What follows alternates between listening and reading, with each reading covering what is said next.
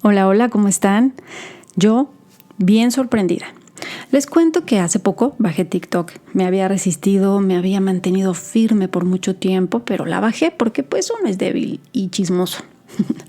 Y bueno, el algoritmo hizo su trabajo y comenzó a bombardearme de psicólogos tiktokeros. De 100 publicaciones, una buena. Y después de un rato de consumir esas pequeñas dosis de desinformación y desagrado, terminé con un espasmo en el ojo. Pero hubo una psicóloga que sí me dejó boquiabierta, pasmada, perpleja, estupefacta, asombrada.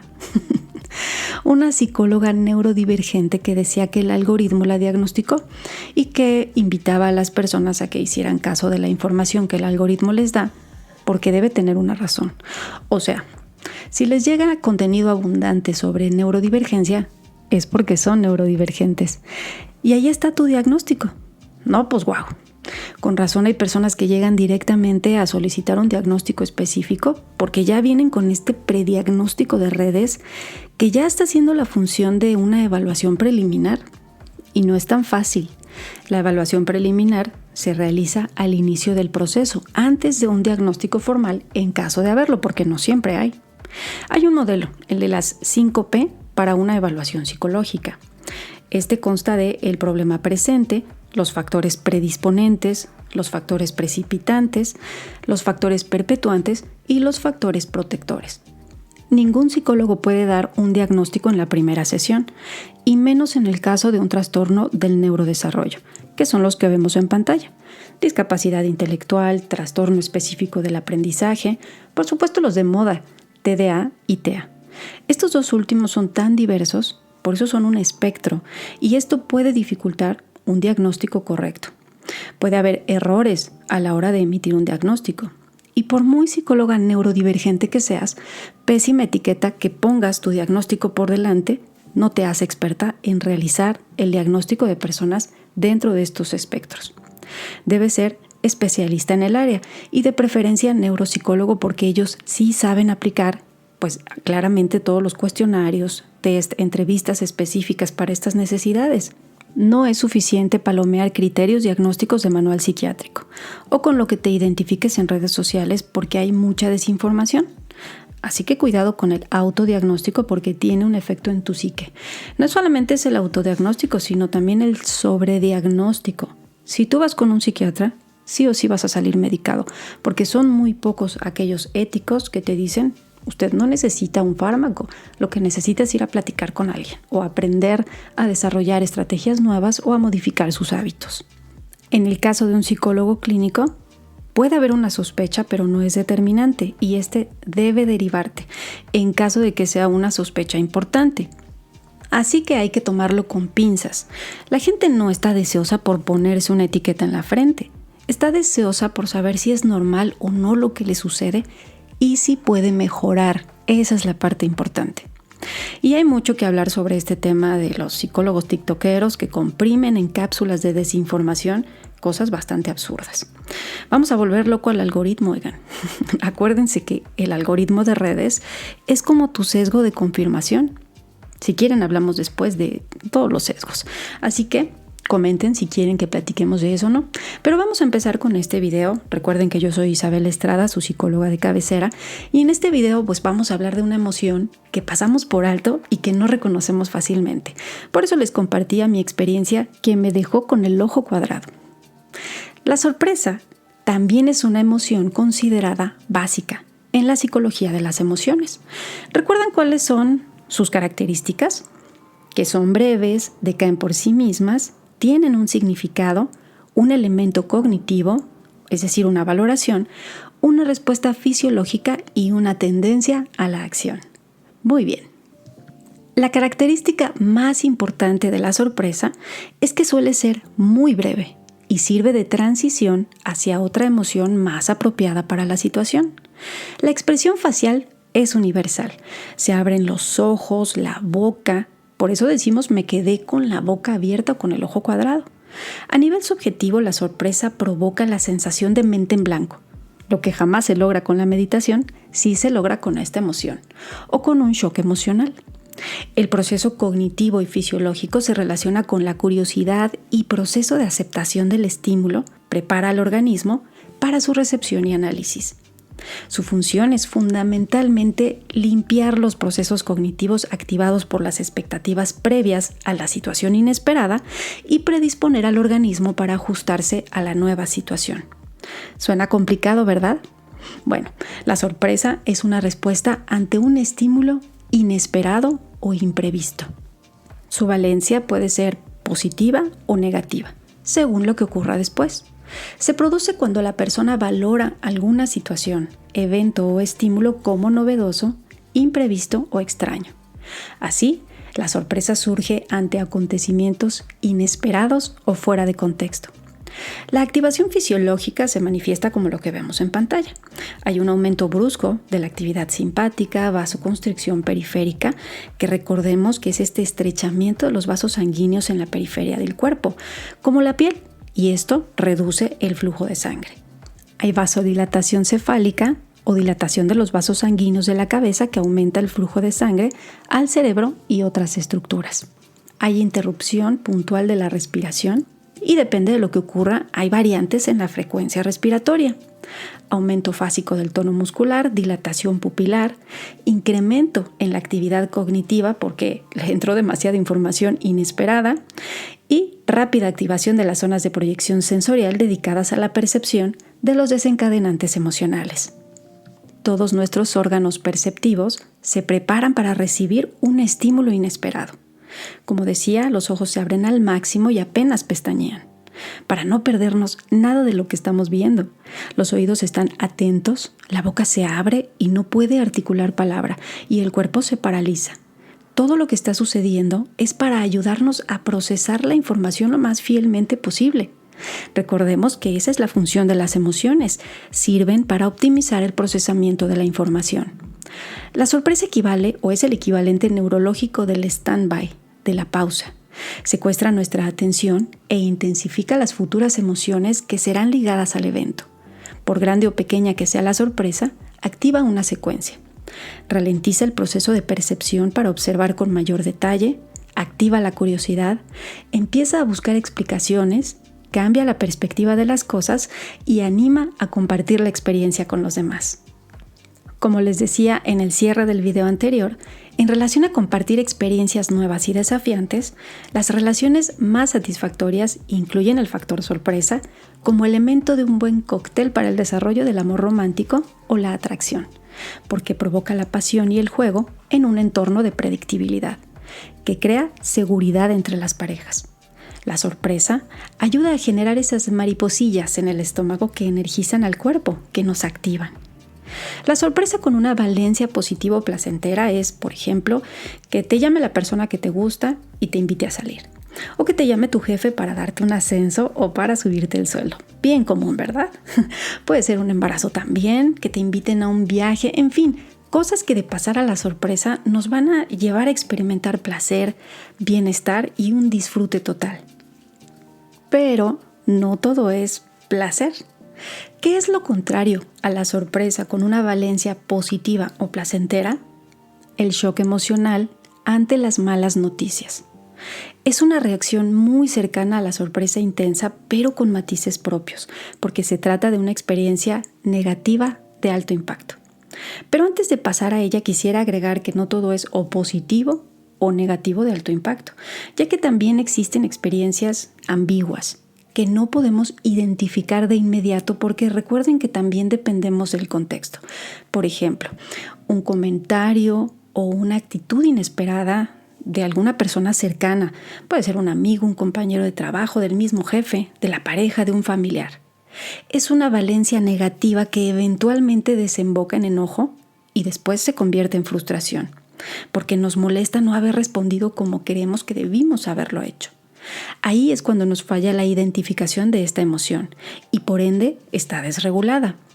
Como les he dicho anteriormente, estamos mal educados en el sentido de que creemos que las emociones tienen que ser sí o sí intensas para poder identificarlas y no es así. En este caso, ese enojo hacia nosotros es altamente nocivo. Es un enojo autoinfligido. culparnos a nosotros mismos. O hay resentimiento, es decir, una descalificación, una mezcla entre asco e ira o una cólera abrumada por no haber dado una mejor respuesta. La desregulación de esta emoción se convierte en una nube de pensamientos intrusivos, disfuncionales, relacionados con aquello que fue y que pudo haber sido de 1000 maneras más. Cuando la otra persona ya ni se acuerda, nosotros con el pensamiento estamos perpetuando la situación y muy probablemente a partir de ese momento daremos respuestas desfasadas, es decir, no acorde a lo que está sucediendo en ese momento, sino a lo que pasó hace no sé cuánto tiempo. Entonces, como decíamos, lo contrario a la sorpresa con esta valencia positiva es el shock emocional ante las malas noticias, que es una reacción muy cercana a la sorpresa intensa y que tiene sus matices propios. El shock es una respuesta aguda que aparece cuando una persona recibe un evento inesperado, grave o doloroso, como puede ser un fallecimiento, un diagnóstico médico o un accidente. Situaciones que identificamos como trágicas. Se experimenta como una parálisis momentánea. El organismo queda bloqueado con dificultad para pensar, reaccionar o procesar la información. No olvidemos que no tenemos la misma capacidad para lidiar con situaciones estresantes o trágicas. Cada uno reacciona como puede, como aprendió. A diferencia de la sorpresa con valencia positiva, que es breve, el shock emocional suele durar más tiempo. En esta activación psicofisiológica hay mayor descarga de adrenalina y cortisol, que como ya hemos dicho nos prepara para luchar, para huir, pero también puede generar entumecimiento o inmovilidad. Y ninguna de estas respuestas puede ser evaluada como mejor o peor. Sencillamente es la respuesta que da un individuo en determinado momento. En los procesos psicológicos del shock emocional hay mayor incredulidad o negación inicial. La atención es estrecha o está bloqueada. La mente se centra en el evento. Le cuesta organizar los pensamientos y hay una leve disociación. Les comparto que cuando falleció mi abuela, que a pesar de que se fue a los 92 años, reaccioné como si de alguna manera esperaba que eso jamás iba a suceder. Como si fuera inmortal mi abuelita. Y me disocié por completo. A pesar de que estuve en sus últimos momentos, me enfermé espantoso y estuve volviendo el estómago todo el día. Tuvieron que inyectarme para poder mantenerme de pie en la funeraria. Obviamente no comí, no dormí, en fin. Todo mi cuerpo se negaba a estar viviendo ese momento. Todos hemos tenido muchas pérdidas. Yo he tenido muchas en mi vida y hay unas que me han dolido mucho más que otras. Pero ese dolor nos recuerda cuán importante o fuerte era ese vínculo. Por eso nunca se va ese dolor, pero hay que trabajarlo para que no se convierta en un sufrimiento constante o en un duelo patológico. A pesar de lo impactante que es este shock emocional, también tiene una función adaptativa. Aunque se manifiesta ante un evento doloroso, este shock protege la mente al filtrar el impacto de la información y dar tiempo para asimilarlo gradualmente. Es como un colchón que amortigua el dolor intenso e inmediato y permite que eventualmente la persona transite hacia otras emociones como la tristeza o el enojo y finalmente la aceptación. Estas experiencias de shock intenso pueden dejar memorias muy vívidas o al contrario, fragmentadas por la sobrecarga de estrés, y es cuando hablamos de trauma. Hace algunos años tomé un curso, Abordaje Psicológico del Paciente en Urgencias, en la Asociación Mexicana de Psicología Hospitalaria. Temazo. Ultra necesario, pero también bien olvidado en nuestro país. Estos protocolos, los protocolos para malas noticias, son guías estructuradas que orientan a los profesionales sobre cómo comunicar información difícil o dolorosa. Su objetivo es reducir el impacto emocional, promover la comprensión y facilitar el afrontamiento adaptativo del paciente y del familiar. ¿No les ha pasado alguna vez que cuando están con el médico, mientras éste está explicándolo todo, asentimos con la cabeza y sí, claro, estamos recibiendo toda la información, aparentemente? Dejamos el consultorio y de la nada se borró todo. ¿Qué dijo? ¿Cómo? ¿Qué era antes? ¿Qué era después? ¿Por qué pasa esto? Porque estamos en un estado de shock o la ansiedad está a 1000, en la cual la información no entra con tanta facilidad. Promover la comprensión se refiere a que tengas este apoyo por parte de un profesional de la psicología que te ayude a digerir, a aterrizar esa información, a comprenderla mejor. Eso se llama psicoeducación y es un derecho del paciente. Hay varios modelos como el SPIKES, el protocolo ABCDE, perdón, mi dislexia, a veces se aparece, el protocolo ABCDE, el modelo BRACES, entre otros. ¿Quieres saber más de este tema? Pues coméntalo y ya que andamos en la interacción, pues dale like a este video para que podamos continuar. ¿Ya? Bueno, ok, pues otra manifestación del shock emocional que es totalmente incomprendido por la sociedad, ya que es el que más se extiende en el tiempo, el ejemplo que se me ocurre de inmediato es el caso de la denuncia que hiciera Sasha Sokol a el productor musical Luis de Llano. Este caso es un parteaguas porque permite que las víctimas puedan denunciar a pesar del paso del tiempo. El abuso infantil es un delito que no prescribe y esto tiene una razón sustentada en el daño psicológico. Bueno, prescribe penalmente, pero no en el ámbito civil. Ojo, no es daño emocional como muchas personas lo expresan. Ese es un argumento endeble. En cambio, si hablamos de daño psicológico, estamos abarcando alteraciones cognitivas, conductuales y también las emocionales de un individuo. No puede haber únicamente daño emocional. No tiene sentido. El concepto correcto en psicología clínica e incluso en ámbitos legales es el daño psicológico, ya que este es el perjuicio a la salud mental, que es un derecho humano. La gran problemática de este shock emocional es que la última que se da cuenta o que tarda en comprender que es víctima es la víctima. Y esto sí se da cuenta. Si ésta no toma conciencia del daño, no puede revelar el abuso. ¿Pero qué creen? El abuso a poblaciones vulnerables es un problema de salud pública a nivel mundial. ¿Por qué? Cuando reventó todo este problema, derivado de la entrevista que le hizo Jordi Rosado a Luis de Llano, pudimos notar cuán normalizado estuvo el abuso. Hablar abiertamente de la situación sin ninguna pena es un indicativo de que no se tiene conciencia de que lo que se está haciendo no es correcto. La pregunta que divide las opiniones es: ¿qué tan normal puede ser que un hombre de 39 años tenga un noviazgo con una niña de 14? De acuerdo a la psicopatología forense, el perfil de un filópedo comete uno de los crímenes más destructivos que pueda existir, y aún así hubo gente que la atacó, argumentando que seguramente también lo disfrutó, dinero y fama, y que se esperó demasiado tiempo. Sin embargo, digan lo que digan, el adulto está y siempre estará en una posición de poder y control. Este señor no tuvo conciencia nunca de sus conductas que hoy podemos llamar ilícitas y contrademandó, ni al ver la reacción de la gente que hoy está más informada y que es una de las cosas buenas de las redes sociales porque tienen una forma de manifestar una postura. Pero como les decía, la opinión se divide porque ha sido una conducta normalizada y promovida desde hace muchos años. Una gran responsable es la industria del entretenimiento que ha destruido tantas infancias. Casi como estrategia de marketing, ha normalizado que un hombre mucho mayor esté con una chica mucho más joven. O las artistas jovencitas recién egresadas de canales para niños cuando las disfrazan de mujeres adultas. Esto es algo muy oscuro, porque silencia a las víctimas y les genera un entorno donde esas conductas son normales. La víctima experimenta incomodidad, no sabe por qué ni a quién puede acercarse, porque recordemos que son poblaciones vulnerables que apenas están en desarrollo. Es casi una persuasión coercitiva en donde los padres también son manipulados.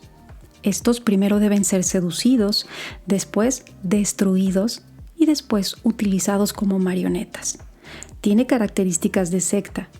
No olvidemos que son adolescentes o preadolescentes descubriéndose en un circo romano rodeado de leones. Por otro lado, me atrevería a decir que la gran mayoría de las mujeres y también hombres en algún momento han sido víctimas de acoso. Una situación ante la que tampoco es posible reaccionar de inmediato. El acoso es una forma de violencia, abuso de poder que conlleva a un estado de indefensión y de riesgo, donde la víctima no sabe cómo reaccionar. Hoy hay un poco más de apoyo a las mujeres y sí hay hombres también en estas situaciones, pero no siempre ha sido así. Se han escuchado historias bastante fuertes y lamentablemente esto es algo muy común. Y este es otro tipo de shock emocional que tardamos en procesar. La vulnerabilidad es altísima y hay graves consecuencias para la víctima, que lo primero que hace es culparse a sí misma por no dar una respuesta como quisiera haberlo hecho. Debido a la valencia tanto positiva como negativa que tiene esta emoción, la sorpresa, los seres humanos mantenemos una relación amor-odio con ella. En ocasiones la vemos como una amenaza, como incitador de peligros y riesgos. ¿Quién no conoce a alguien que diga, odio las sorpresas? En tu vida se te ocurre hacerme una sorpresa porque... Bueno, pues aquellos que odian las sorpresas son propensos a una alta necesidad de certeza por experiencias negativas en el pasado. Son poco amigos de los cambios o la incertidumbre. Aprendieron a afrontar las cosas desde el control y la planificación, donde prima la reflexión sobre la impulsividad, la certeza sobre lo imprevisto y lo esperado sobre lo inesperado. La ventaja para ellos es la predictibilidad, pero la desventaja con los demás es lo previsibles que son. La no certeza impide la aparición de la decepción. Son personas que prefieren esperar lo peor o que evitan tener expectativas para no tener decepciones. Este es otro ejemplo de que bienestar no es lo mismo que vivir huyendo del displacer. Yo te invito a que aprendas a identificarla. Esta emoción, como el disgusto o asco, nos invita a aceptar aquello que no queremos aceptar, a que demos paso a la incertidumbre en nuestras vidas. Pero también es importante identificar cuando estamos ante situaciones de abuso, ante las que creemos que no estamos dando ninguna respuesta, pero es porque estamos en estado de shock. Pensamos que quien nos quiere no podría o no debería abusar de nosotros y por eso vivimos en negación ante lo que estamos viviendo. Si no lo aceptas, no podrás hacer algo al respecto. Las consecuencias de no gestionar esta emoción es que nos lleva a un estado de hipervigilancia, de ansiedad disfuncional, activación constante, desgaste. La sorpresa es la emoción que nos permite dar una perspectiva diferente a la vida. No tenemos el control de todo lo que sucede. Hemos vivido muchas cosas, pero también vienen otras más por vivir. Sorpresas ya sea de valencia positiva o negativa. La sorpresa puede ser una oportunidad para un nuevo aprendizaje, para abrazar las experiencias de la vida, para trabajar la aceptación y las cosas que estamos por descubrir. Y bueno, para enriquecer nuestro marco teórico, quisiera compartirles una teoría que incluye o que considera este shock emocional. Esta es la teoría de la valoración cognitiva o Cognitive Appraisal Theory del psicólogo estadounidense Richard Lazarus, pionero en el estudio de la emoción y el estrés, que es uno de los enfoques más influyentes en la psicología de las emociones. Y ya verán que tiene mucho que ver con otra teoría que mencionábamos en el video 1. A ver si identifican a cuál se parece. Además, quiero comentarles que Lazarus fue un opositor importante del conductismo skinneriano, pero también criticó arduamente a la psicología positiva, a la cual le dedicó varios textos. Su propuesta central es que las emociones no se generan de manera automática, solo por estímulos externos, sino que dependen de cómo la persona interpreta o valora cognitivamente la situación. En otras palabras, no es el evento en sí lo que produce la emoción, sino la interpretación que hacemos de él. ¿Se acuerdan de la teoría bifactorial, que también sostiene que las personas interpretan esos cambios ambiguos en la activación fisiológica según el contexto? Bueno, pues es por esto que algunos teóricos consideran a las emociones un proceso cognitivo más y no algo superior o inferior a un proceso cognitivo, como sostiene el que se robó el término y que se inventó la teoría de la inteligencia emocional, que más bien es un producto de venta que favorece la farsa del desarrollo personal. Tenía que decirlo. Bueno, ¿cuáles son las ideas centrales de esta teoría? En primer lugar, la valoración primaria o primary appraisal. La persona evalúa si la situación tiene relevancia para su bienestar y hay 3 posibles resultados, que son, ese fue mi perro que se sacudió, daño, diagonal pérdida, es decir, ya ocurrió un perjuicio, amenaza, que es la anticipación de un daño futuro, y desafío, que es la oportunidad de crecimiento o beneficio. El segundo punto es la valoración secundaria o secondary appraisal. Una vez juzgada la relevancia, la persona evalúa sus recursos y su capacidad de afrontamiento. Esto está relacionado con el término autoeficacia que introdujo Bandura en su teoría, pero lo vamos a platicar cuando hablemos de los autos. Y 3, la revaloración o reappraisal, que se refiere a que la interpretación no es estática, puede cambiar conforme llega nueva información o cambia el contexto. Esto es algo súper útil que después vamos a platicar. Entonces, los aportes más importantes de esta teoría es que subraya el papel de la cognición en la emoción y viceversa. Muestra que las emociones están ligadas a la evaluación subjetiva de las situaciones y explica la variabilidad emocional entre personas. Esto ya lo hemos platicado. Se refiere a que dos individuos ante la misma situación pueden experimentar emociones distintas, dependiendo de cómo valoran la experiencia. Esta teoría sostiene que el shock surge cuando la noticia amenaza metas vitales y no hay recursos inmediatos para afrontarlo. Así que, repito, jamás te juzgues o no juzgues a nadie por su reacción. Está en un proceso. El shock emocional también está considerado dentro de los modelos de duelo, como es el de Kubler-Ross, también conocido como el modelo de las 5 etapas del duelo. Este modelo describe las reacciones emocionales comunes ante la pérdida, especialmente la muerte de un ser querido, aunque también se aplica a otras formas de pérdida o cambio, que pueden ser una ruptura, un diagnóstico o pérdida de trabajo. Las 5 etapas en las que se basa este modelo son negación, ira, negociación, depresión y aceptación. Este shock suele coincidir con la fase de negación antes de pasar el procesamiento emocional o a las siguientes etapas de duelo. Es importante mencionar que no son fases lineales, no todas las personas pasan por las 5 etapas ni en el mismo orden. Tampoco hay un tiempo correcto o específico para cada etapa, y el modelo es descriptivo, no prescriptivo, es decir, sirve para comprender el proceso emocional, no para imponer una secuencia. Este modelo tiene mucha aplicación en la psicología clínica, en la psicooncología y en la tanatología. ¿Cómo ven? Díganme qué piensan de lo que hemos platicado sobre las emociones. Como les decía, para poder gestionarnos es importante conocer nuestros estados emocionales y, por supuesto, saber qué es una emoción, sus características, su función, el significado, en fin. Y una vez que ya sabemos cuáles son las emociones básicas, cuáles son sus características, pues nuestro siguiente tema a abordar, que va a ser mucho más fácil, va a ser la regulación y desregulación emocional. Conocer estrategias como, por ejemplo, la selección situacional, modificación situacional, manipulación de la atención, entre otras que ya utilizamos, pero a veces no distinguimos entre uso y abuso. Esto nos genera muchos conflictos en nuestro día a día y sobre todo en las relaciones interpersonales. Así que voy a dejar este video hasta aquí, esperando que te haya sido enriquecedor el tema, que te quedes con ganas de más y como siempre yo, Isabel Estrada, me despido feliz y contenta porque has llegado hasta aquí y ya estamos sintonizados. Gracias, bye bye.